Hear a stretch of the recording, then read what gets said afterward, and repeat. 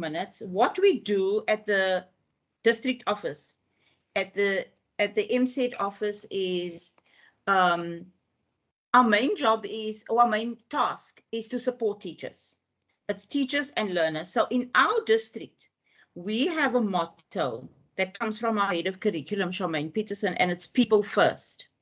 And so when we have, for example, the last couple of weeks, there was a problem with at a school where the teacher had left suddenly for another job, which is quite, but he left immediately. So my task was to go in and take over some of his lessons. So I dropped what I needed to do for a while, and then I don't have your email address. Shit, this is bad. No, it's not bad. henryiso05@gmail.com. You can just send it to him and we will share it from his side. henryiso yes 05@gmail.com.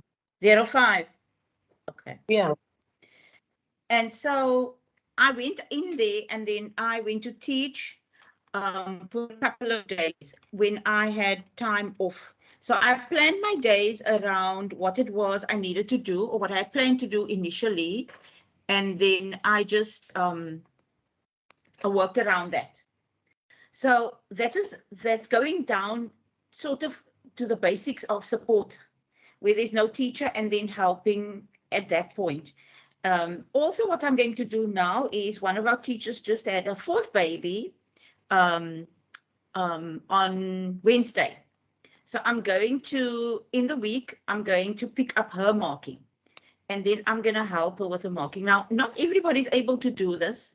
I don't even know if I can do this, but I have done it before, sorry, but now with my busy schedule, but I make time. So our basic role is to support teachers and support learners. And also what we do is, it's training, it's development, looking for opportunities for teachers to develop themselves. And so I'm very passionate about the novice teacher. Not necessarily the teacher who started this year, the teacher who's been teaching for a few years, but find themselves in a situation where there isn't a senior person that can guide them, or they're working with a senior person that is, or they're working with a senior person that's unwilling to work with them. And so, or a novice teacher that is new to a school. So you might have been at another school for a while, but now you're new in a different context, a different situation. And so that is where my role is, to come in and support you and walk alongside you. And that's everything from helping you set papers, marking, moderating, setting up your class, setting up your portfolios, all of those things. So where do we fit in the bigger scheme of things? So teachers basically have to report to their HODs or their principal, and that is for everything that has to do with the school. And then teachers report to us as advisors for subject-specific things. So I also report to two people. I report to Mrs. Charmaine Peterson, who is the head of curriculum, but I also report to a senior curriculum planner, which is at head office. He oversees physical sciences and natural sciences for the whole province. So it's the same like that. So what I wanted to tell you is, often, especially with my colleagues, I listen to, we share a lot of experiences and stories, and we are often perceived as the people that are coming to check up, or the people that are coming to inspect. This is something that Ms. Iso spoke to me the other thing about. It's not for me or for most of us a situation of inspecting. It's coming to see where you are and what type of support you need.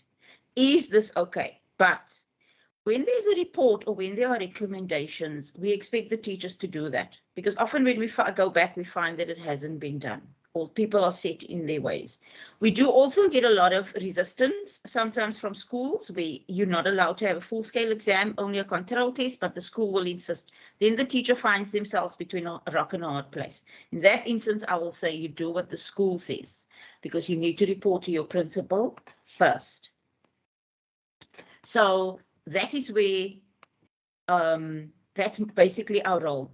I think I find myself thinking of myself often as a call center, because I get messages any time of the day. I need help. What is this? What is that? Content questions even, all of those things. But because I don't know everything, I will often refer and send things and do things in that way. So we will have a question and answer session after the session, but I've sent through the first slideshow. I'm hoping that Henry is able to get it. Henry, are you able to open it up? I can't believe it. Other things are on here. Eh? We have done presentations, but not today's. Did you send it to him? Yes, yeah, he received it now. I did. Okay, he's going to try and share, and just let us know when you're done, please. That's the first one. Apologies, everybody. But I'm sure you know how this works.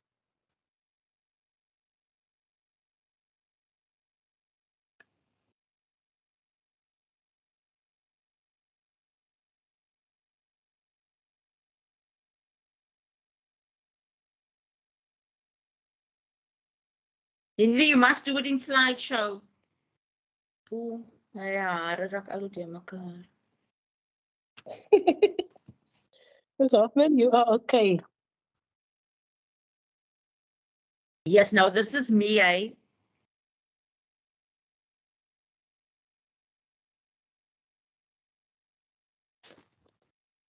Next week for our coffee, or next time for our coffee hour, I'm going to ask that you ensure you have toast or something, or a muffin or something with it as well. I can't. But can we? Are you also struggling?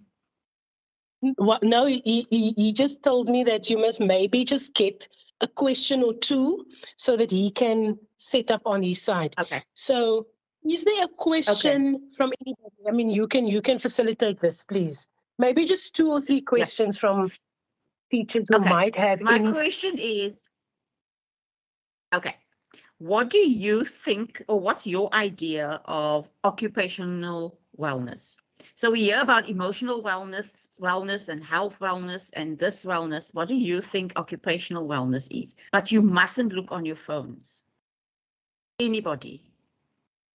Henry, that's it. Oh, there we go. Finally. Thank you, Henry. But can you put it in presentation mode, because I made all the fancy things? Slideshow. Oh, you can't, eh?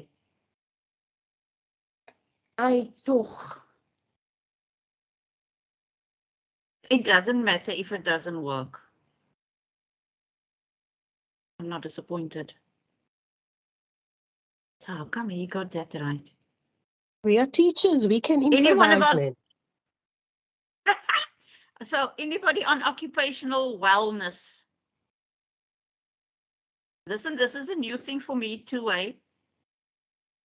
Yeah, enable editing and then slideshow, please.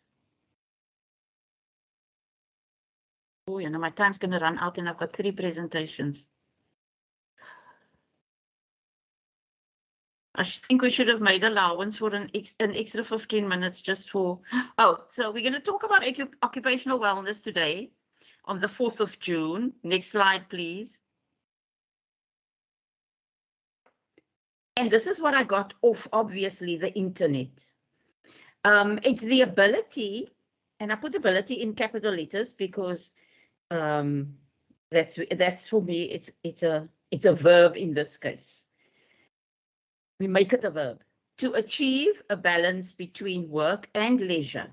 I think as teachers, you're still asking what leisure is, because I'm still trying to figure out what leisure is, in a way that promotes health, a sense of personal satisfaction, and is, for most people, not for us as teachers, financially rewarding. Next slide, please.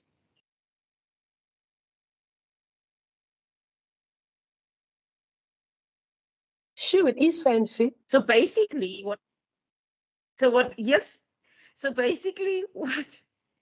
maybe I spent too much time on making the presentations instead of trying to upload them. So basically what occupational wellness is you must do what you love and you must love what you do.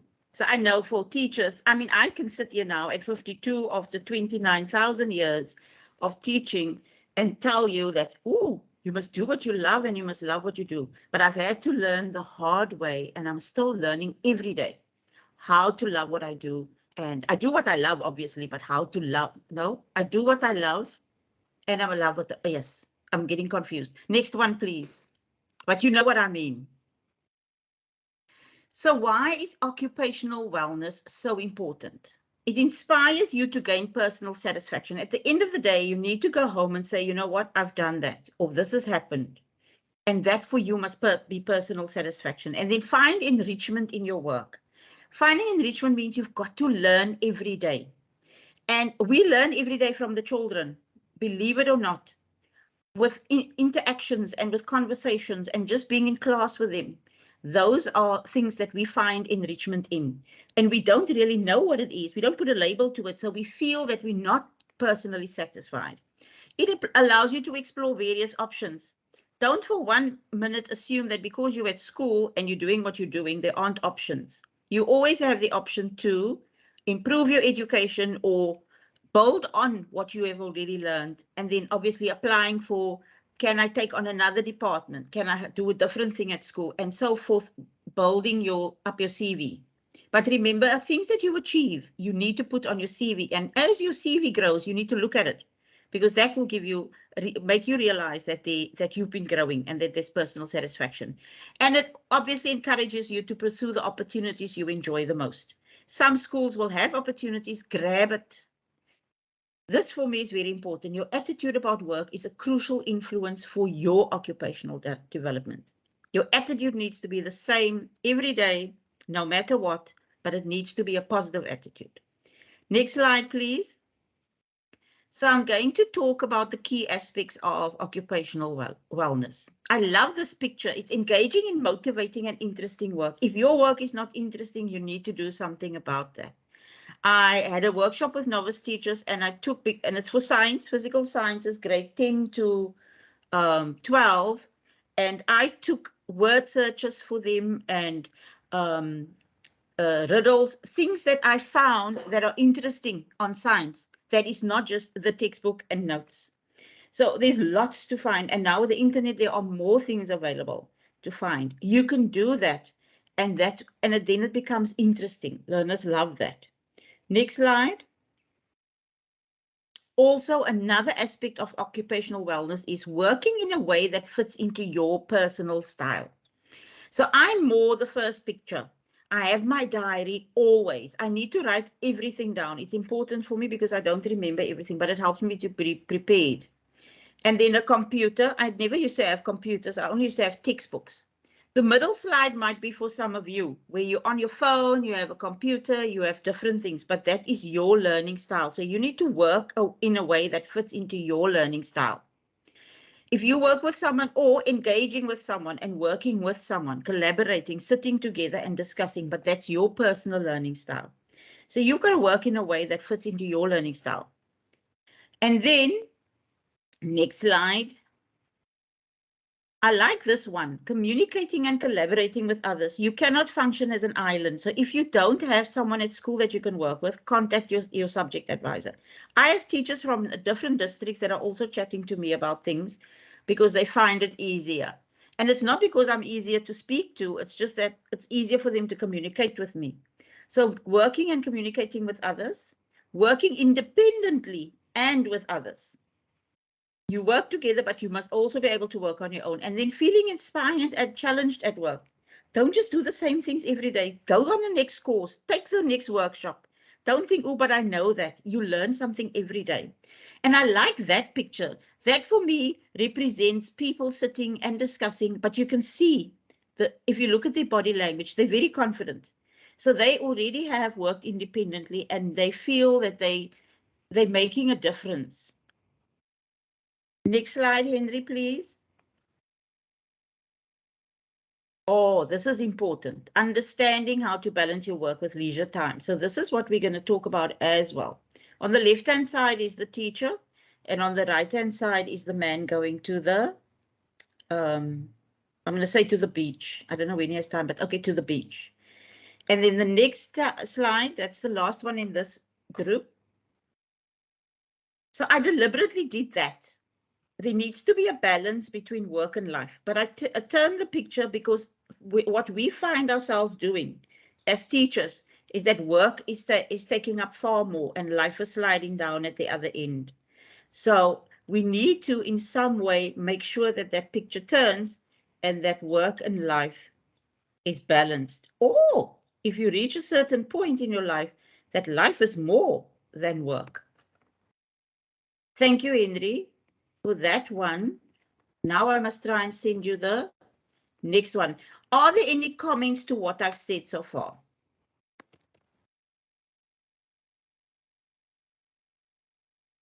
Please comment, teachers.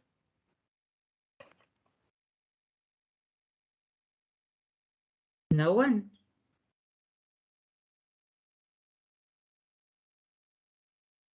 Ms. Isa? I see there's a comment. Let me just look at the comment quickly. Life and work. Tashrika was talking about, oh yeah, I think she was just reiterating your notion about life and work balance, that is important.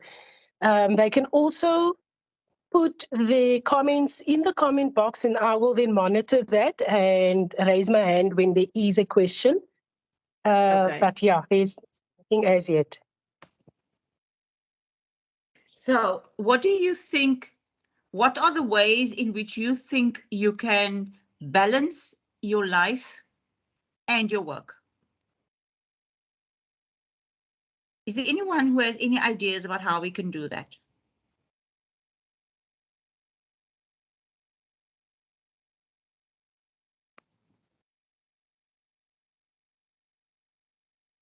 Oh, everybody's still having coffee. Henry, I'm sending the next one through to you. Sorry, Ms. Nicolette, there's somebody's hand is up. You can just unmute your mic and then talk, please. There was a hand raised. My mic's not muted. No, I'm talking about the teacher. Sorry. That's Najma. Hi. So your question about how do you balance work and life? I'm currently not balancing work and life, but I'm currently balancing teaching and studying at the same time. And what I do is, the minute I leave school, I leave school. I don't do work when I get home. I do my studies when I get home, but on a weekend, I don't do either of the two. So I got into the notion of whatever is not done on a Friday at 12:30, it's just not done. And it will be there on Monday morning when I get to work again. Okay, Najma, may I respond? No problem. You just said that I'm not balancing work and life, but I'm balancing work and studies. You do realize that studies is life, because that's something that you're doing for yourself. It's not something that you're doing for work. So it's something that you're adding. And I like the fact that you say you put down, you're done when you leave. I learned that, I think, in 2001 from one of our teachers at the school. I was at Cape Town High, and she had a few small children at the time. And I asked her, you always leave in the afternoon? I said, you never carry, you only have your handbag, because I'm a bag lady. And so people know that when I go somewhere, I have 3 or 4 bags with me. And she said, no, when I'm done, I'm done. I only take my handbag. I'm still not at that point, but I'm down to 2 bags. Earlier this year, it was 5, so I'm down to 2 points. The second one's very heavy, but I'm down to 2 points. So studying is also life. I spoke to Latifa Charles this morning. She's one of my colleagues, and early this morning, and she said that she wants to go and study further.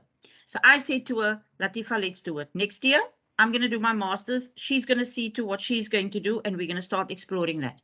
I think we've reached a point in our lives where we need to start doing a bit more of life. Well done to you for being able to not work over the weekends. And just a note, 12:30 is not actually the end of a day on a Friday. It's still 3 o'clock. It's just the principals allow you to leave early, so you mustn't say that on social media. Okay. Henry, next slide, please. So what are we going to do to balance our life and our work? Things that I've picked up over the years. Please don't think that I'm perfect, but hell, this has helped me with raising children, one in primary, one in high school, one in varsity, and then going through all of those and church things and all the mommy things. It's just a lot. So I must tell you that over the years, I've neglected myself terribly. I've neglected my family to some degree because my children have told me, Mommy, you're always there for other children. I'm there for them too, but I'm not there for them 100%. So I've had to learn because I've had to ask them, tell me how I am doing. And then they've told me, which was quite a shocker for me. So I'm at this point because my kids are older. But when your children are younger or when you're doing different things, some of you have parents to take off. Then you have different challenges. So the first thing we're going to do is, and we're going to be brief, is we're going to go to class. And we're going to try and figure out what we need to do in class so that we can get a balance between work and life. I love this picture. I don't like the American flag. I couldn't get a different one. So let's go to class, ready, steady, go. That was the first slide. I couldn't get one with a South African flag, but I want you to look at this class. Now, I know this is not what our classrooms look like, but this is an example of owning your space. When you make your space like that, it must speak to you. Then it doesn't feel as if I'm at work and, oh, this is terrible. Make this your home for the 8 hours that you are there every day. So if this is your home, you won't feel that work is overwhelming you. Personalize it, make it nice for you, because we all like being in a nice environment. And already that will make you start feeling better about a lot of things. So I am, like I showed you, a mug lady. So this is my Washington Zoo mug. This is one of the mugs I brought from Amsterdam when I went there. A good friend of mine brought me, I collect mugs, is an Abu Dhabi one. And then I've got one from Hamburg. I have mugs from all over. And not just overseas, locally as well, because I collect mugs. But then I keep it on the desk. At my desk at work, I have 7 mugs. And then I'll put my pencils or I'll put personal things in there. But having my personal things around me makes me feel that I'm already in my space. I'm in a happy space. I loved also having pictures of my children. And you can do this. I promise you, no one's going to steal the pictures of your kids. They were very little, yeah, they're teenagers now. Personalizing my stuff, you know, it says Miss Hoffmann. Simple things that makes me feel, don't sweat the small stuff. I love having this book in my office at school because even though I couldn't read it all the time, just the cover would remind me, oh, someone shouted or this happened. No, I'm not sweating that. That's not important. Personalizing, just personalizing your space. And one of my favorite, Simple Abundance, very old book, personalize your space. And then you start feeling better. Next slide. So the one thing you need to do is be professional. Always set the example. It just adds a different tone to your day. If you go out dressed professionally, you immediately start feeling professionally. And then you start feeling what I'm doing makes matters. Because, you know, our profession as teachers, we are put down in so many different ways. And in the media, we are not seen as professionals. But if we maintain that professional way about us, then we will feel more inspired. Next point, please. Remain the teacher in control. You can't be running around with the kids in the class screaming and performing. No, you're the only adult in the class. Even if you have 18, 19-year-olds, you're the only adult. So you need to be, once you dress professionally and you appear professionally, you will feel in control. Next point, Henry, you can carry on our speaking. So there's a teacher. And I want to point out the way she's dressed. And I know I'm not supposed to tell you with our gender things and our constitution, but because I'm an old-fashioned teacher, I just find that if you present yourself in a more professional manner, people respond to you in a different way. I always tell the children, if you are neatly dressed, people don't necessarily shout at you and whatever. It's the way you carry yourself. So I've got an example of a lady. I don't expect you to dress like that. And then a gentleman. I go to schools and teachers are wearing tights and slippers and sloffies and, okay, some wear tackies, which is okay because I also had to wear tackies, but we try and dress it up because that's our role. We set the example in the class. Create the correct ethos. So if you have that professional way about you, it spills down with the kids. And then set high expectations for yourself and for the children. Next slide. So this is the P's, eh? Be professional, be prepared. You can't run into the class. Where were we? What did we do? Go make 3 copies, all of those things. No. You are prepared already. That takes away that stress and that macabre business. And then immediately you start feeling more in control and your day is just better. So be prepared. Who am I teaching? What am I teaching? How will I teach it? How will I know if the students understand? Have a register every day. Check their names. Then you know who's not there. Book check. I used to make little tickets, book check. I copied it, pasted it in. My daughter charged me 50 cents per paste. And I would write a note. Homework check. If you start putting systems in place, you will find that, oh, work becomes more satisfying because you are doing things and things are getting done. Next, please. There's another example of being prepared. The teacher has files. I used to have color-coded files per grade. Green, orange, purple, black, whatever. I would invest in those. And then I know if I need a grade 11 file, I go to purple. I go to this. It's all systems and things that I've done to just organize myself so that I'm not all over the place. And then I don't go home feeling, oh, you know, this work is overwhelming. It's just being prepared. Next one. Be patient. So we've done be professional, be prepared, be patient. Remember your target audience. We don't always have all the learners putting up their hands, so we allow for mistakes. And we need to know how to deal with that. Working with our learners in front of the board, but creating that. Assisting learners. I find that teachers sit behind their desks and teach for the whole lesson. And they, you can carry on, Henry. And then there are learners who require assistance. Walk away when you find that there's a situation coming up. If you see a learner starting to get defensive or from their body language, walk away. Give them a moment to gather themselves. Teenagers don't like to be put on the spot. And if you shout at them and you scream at them, you're going to get their backs up. And they are embarrassed. So when you see a situation, walk away, give them a moment to compose themselves. You take a moment to compose yourself. But you need to be in control, because every time you have an interaction with a child, and it's a negative interaction, it makes you tired. You're emotionally exhausted. Be patient. We've done be professional, be prepared, be patient. What's the next P, Henry? Be positive. Be positive. Discipline is important, people, but positive discipline. You never have a don't do that, or you cannot. You turn it around. I have a set of rules. Be respectful. Give only positive timeouts. If a child's naughty, you want them away, say, come sit at my desk, come right here, or come use my stationery, whatever. Sing about it. I love doing that. I try to listen to the music. So I don't know the songs, but when I hear my daughters talking about something, then I remember a line in a lyric and I'll just sing it, even though I don't know the rest. Immediately you have the attention and they feel that you're on their level. You understand them. Celebrate successes. Oh my word, you've written your words all nicely in a line. You've ruled a line. I'm proud of you. Tiny things. We don't want children to just get awards for being top in the class. Celebrate small successes. You're empowering them, but you feel that satisfaction. Redirect attention again. Always away from. If someone's looking for attention, go move away from that. Move away from that. Offer choices. Don't do that, or I will do this. Put away that, or I will confiscate it. Put away your book. If I see it again, I will take it away. Give them the chance to make a choice, and then you act. But be consistent. Every day the same. Even if you have a bad day, they are the children, you are the adult. You go in and you are consistent. I promise you, if you do that, you will not be exhausted by the end of the day. You will not feel that I can't teach anymore. Work on it slowly and work yourself towards a point where you can be the same every day. Oh, be present. Please, not on your phone behind the desk.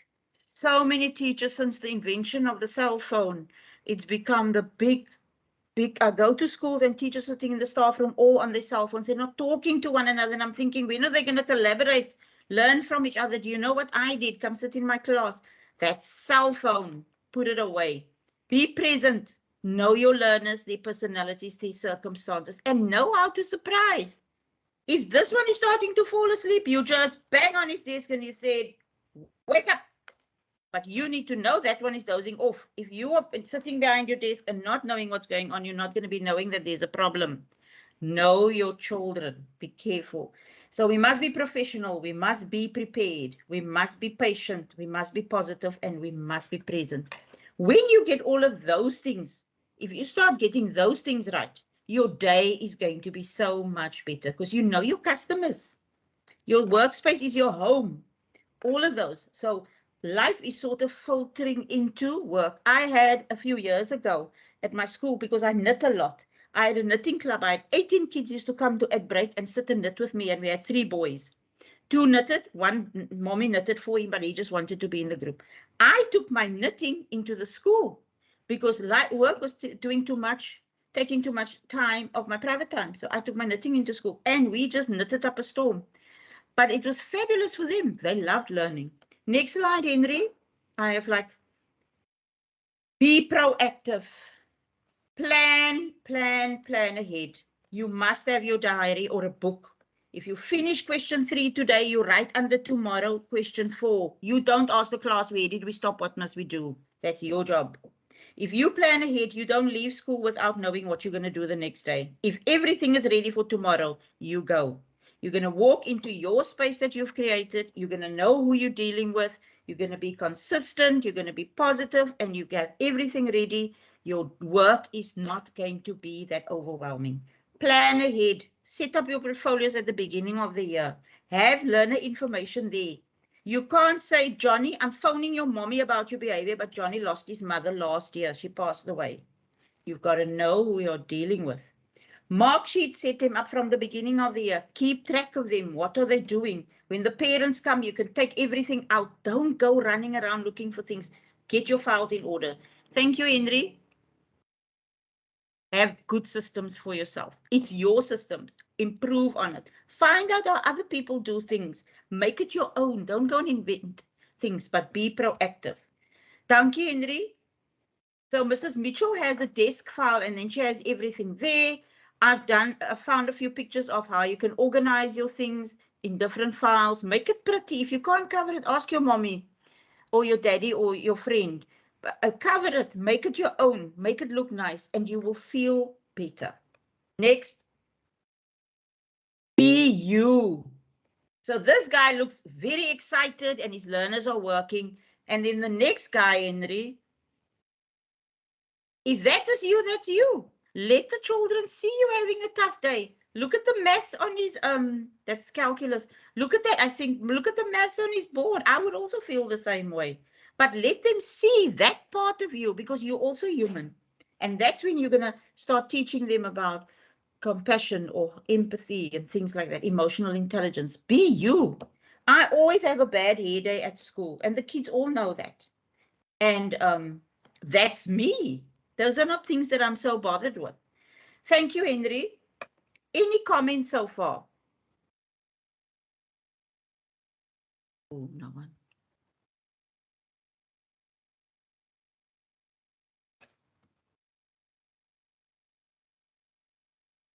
Is there someone in the meeting? Hello? Hello?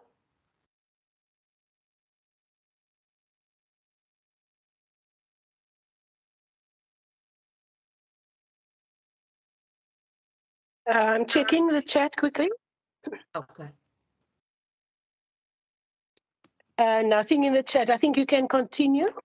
Okay, I'm going to send Henry the last one. It will just take 3 minutes. And then, Okay. And then they say they are still there. In the meantime, while you are busy sending that, can I ask if there's any questions, if there are any questions or comments on Mrs. Hoffmann's presentation this far? I think it's an excellent presentation this far. Can I have any questions or comments on that? You can either put it in the chat box, or you can raise your hand and just talk, or just unmute your mic and then talk while we are waiting for the next presentation to show. We won't be much longer. I'm going to give an extra 15 minutes for us just to wrap up, because there's a challenge at the end that please do not leave. I see some people are leaving. If you have to leave, that's fine.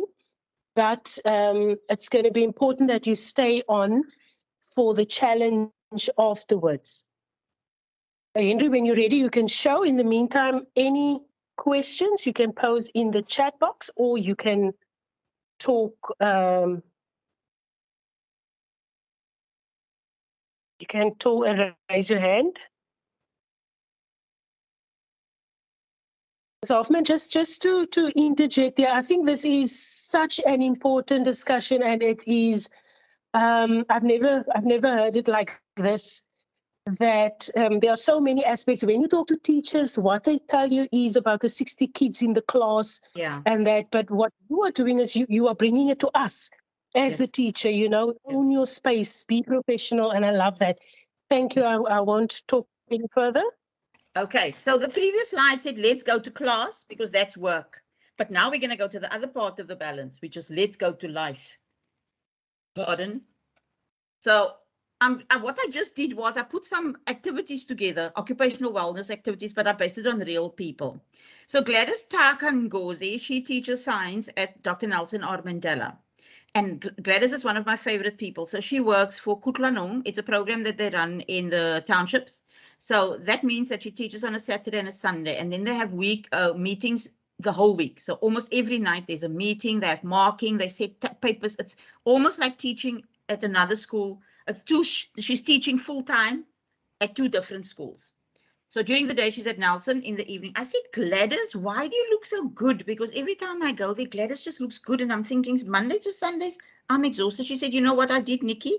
I bought myself a skipping rope. I said, seriously? She said, yes. And I asked my neighbor. So the two of them will meet at night, not the same time, because she said, we don't always have the same time. And then we will just skip for 15 minutes. She said, sometimes I can't last 15 minutes, but I do it. And she said, that has brought some balance to my life because it's something I do just for me, but I'm getting in some exercise and I don't have to go to. So Gladys inspires me a lot with her positive attitude and this and that. And I thought, she never tells me, oh, she's so tired because she's skipping. Next slide.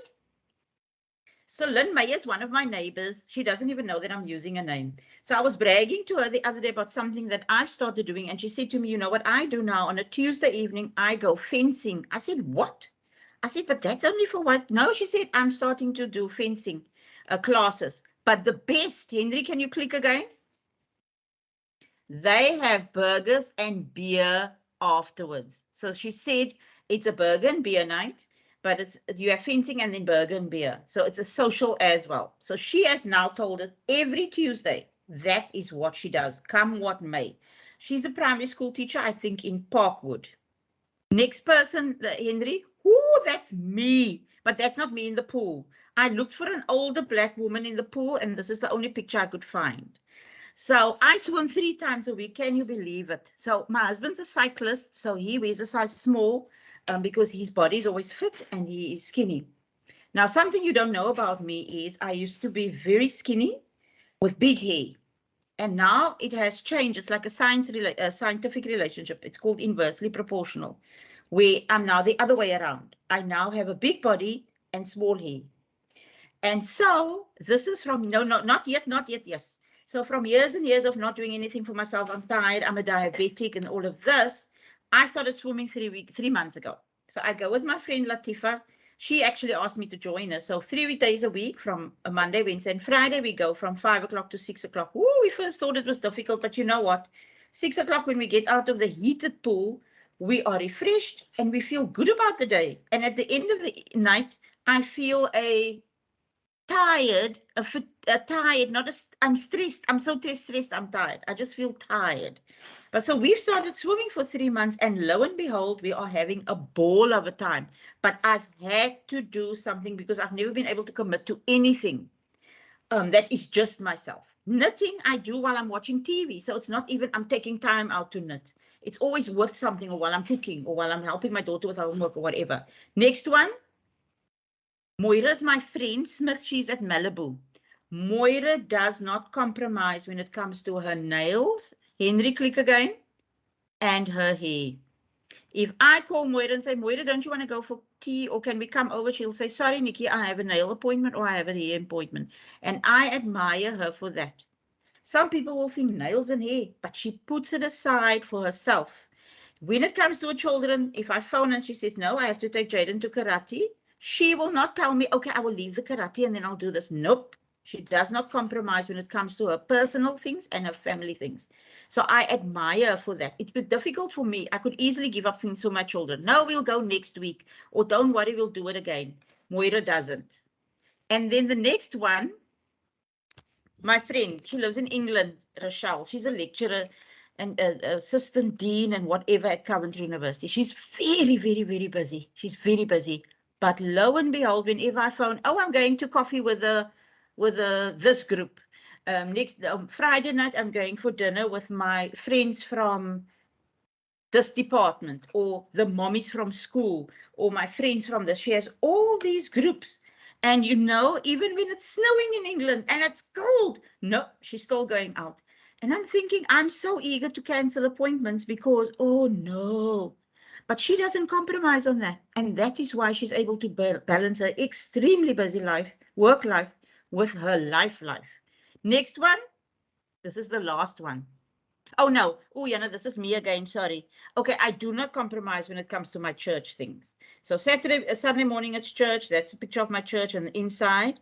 So I know. And I had a principal who would send messages on a Sunday, and I did not respond. I refused to respond because that was my day. So I learned slowly to take some things for myself. Last one. Oh, Rihanna van Staden. She's my friend. She was my colleague. She now is at Knysna High. But listen, Rihanna started and became trained to become a Western Province rugby referee, a female. We were super, super proud of her. So that is what she's done. When she turned 50, she bought herself a motorbike. I was going to buy myself a scooter when I turned 40, and then my husband and children said, but mommy, when you're 40, you're supposed to go big. You're supposed to get something big. Now you want a scooter, which is something small. I still don't have the scooter, but Rihanna got the bike, the motorbike. Click again, Henry. Then she started running marathons, and I'm thinking, are you crazy? You are so busy. And then again, and then she started, Henry, cycling. So now Rihanna cycles also. She doesn't do well. She doesn't come first or 10th or 100th or 200th or 5,000th, but she finishes things. And she set these things for herself so she could do stuff. The last one, Henry, but that's her best time. This is how I remember Rihanna. In class with the children, you know, on a Friday, she would sit there with the matrics and cut up oranges and help them study any subject and whatever. But always she created a balance. And I learned a lot from her. I always say to her, when I turn 50, I want to be like you. I haven't managed to get that figure yet, but I'm slowly starting to do things. Rihanna makes her own clothes. Her daughter just got married. She made the wedding dress. She's just become a grandmother. But she organizes her life so that she always creates a balance. And I think when I listened to Najma, who said, when Najma said, but my work and my studies, and Najma, you finish your studies, because, you know, I've put off studying for almost 15 years now. Every time there was something else, every time there's something else, I'm not going to do it again. So let's go to the next slide. So this is what Dorothy Iso said to me the other night on the phone. We need to love and celebrate ourselves. So I put that in because I remember what she said, that love and celebrate yourself. And then finally, let's go to life. Thank you. Oh, wow. I am super inspired, and I feel like taking on a few more challenges. Thank you so much, Mrs. Nicolette. We really appreciate it, and it was awesome. Can we get some hands there, some virtual hands clapping, and can we give a thumbs up there? That was absolutely awesome. Ms. Hoffmann, are you going to make these slides available to us, or is there copyright anything on it? I've sent it to Henry, so he has it already. Awesome. Please don't ask me to share or link or whatever, because I struggle with that stuff. Oh, I can't do that. What I wanted to say was, sorry, ma'am, yes. If there's any one of you who need help with organizing yourselves at school, give me a shout. I can come to your school. We can sit in your class. We can look at your space. You know, we can make your space your space. And Just make it, you know what I mean? But contact me. I'm very willing to come and do that. I love doing that. Wow, thank you. That is awesome. That is awesome. And I also have, Ms. Hoffmann, thank you very, very much. Like I said, I am at a loss for words, and it doesn't happen often.